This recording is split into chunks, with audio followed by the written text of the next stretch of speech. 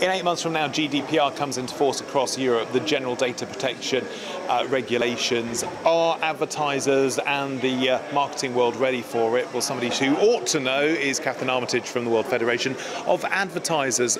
Are they aware of just what the impact of this is going to be?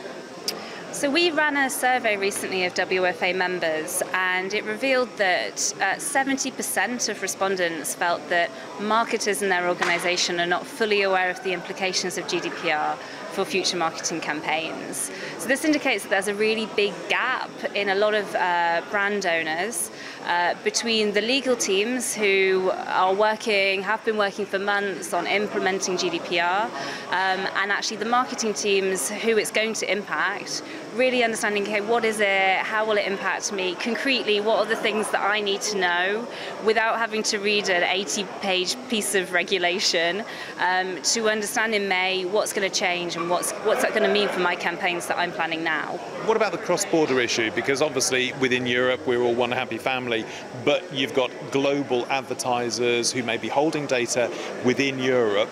Are they aware of what's going on? Yes, so I think that GDPR is often seen as an EU issue because it's a regulation that's come out of Europe, but actually it's going to affect any company that's monitoring the behaviour of people in Europe or offering goods or services in the EU. So that's actually a really, really big remit. So our survey revealed that more than half of respondents said that, you know, this is sort of seen as more of an EU issue, and awareness is much higher amongst European teams.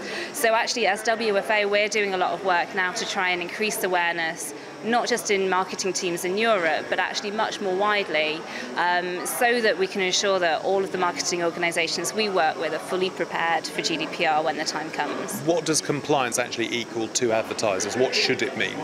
So I think one of the things that GDPR really focuses on is consent as a mechanism for being able to use people's data. It sounds very legal, but essentially it means don't use my data if I haven't told you that it's okay with me. And there are other ways of using people's data, but I think from our members' point of view, sort of reviewing consent mechanisms, thinking about the way you talk about privacy with your consumers has been flagged as one of their priorities.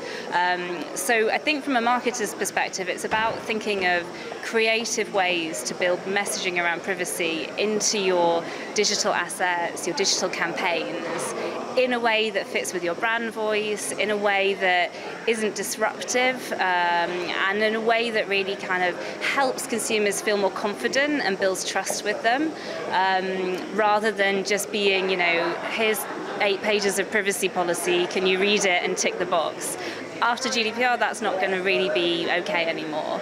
So I think from a marketer's perspective, it's about taking those rules and building them in, rather than just having to put a load of extra text on top that you weren't planning on in your original campaign. We've got to acknowledge the fact that the penalty for not getting this right is huge, up to 20 million euros, a percentage of global turnover, but your research suggests that might not be the big issue for advertisers. No, in fact, our research indicated that the biggest concern for advertisers is the potential impact on brand reputation, losing trust with the consumer.